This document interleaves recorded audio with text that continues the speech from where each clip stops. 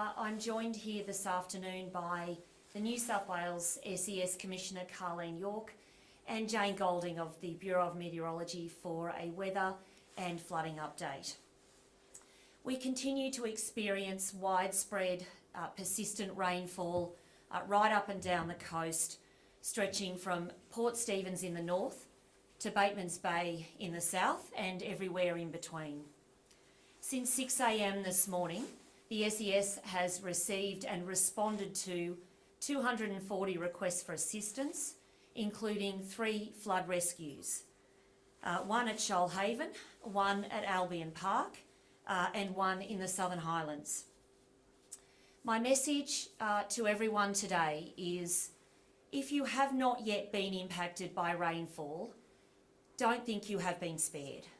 We may not have seen the worst of it yet. There is a very real threat of an East Coast low developing into Sunday. This could result, as we have seen many times over the past few months and last couple of years, it could result in torrential rain, in flash flooding and damaging winds, making our coastline and our cities very dangerous places to be in. Given the already record rainfall that we've experienced this year, we know that the ground is saturated. Our entire landscape, in fact, almost right across New South Wales, is saturated at this time. And of course, our dams and river channels are also full. So in addition to flash flooding, there is a very real risk of riverine flooding occurring over the days ahead. And this could occur anywhere from Newcastle down to Jervis Bay. The river system of most concern at this point is the Hawkesbury Nepean, which may reach major flood level overnight.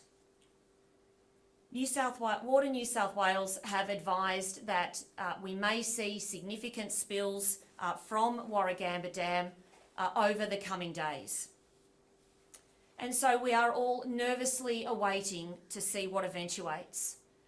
But we are also confident knowing that the SES and our other emergency services organisations have got preparations and plans in place to keep our communities safe, to save lives where necessary, and to ensure that our communities get through this time in one piece.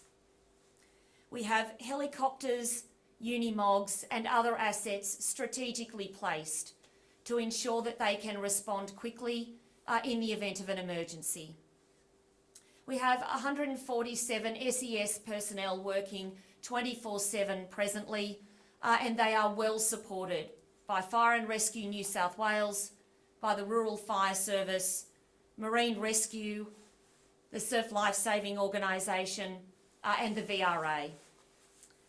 So now, in closing, my remarks go to the people across New South Wales, and particularly the areas which we are likely to see impacted in the next 24 hours. I'm respectfully asking that you continue to work closely with us.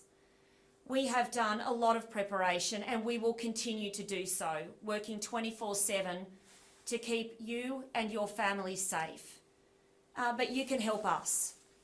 Please keep an eye on the watches and the warnings and the orders that are issued by the Bureau of Meteorology and the SES and other emergency services organisations as the hours and days unfold.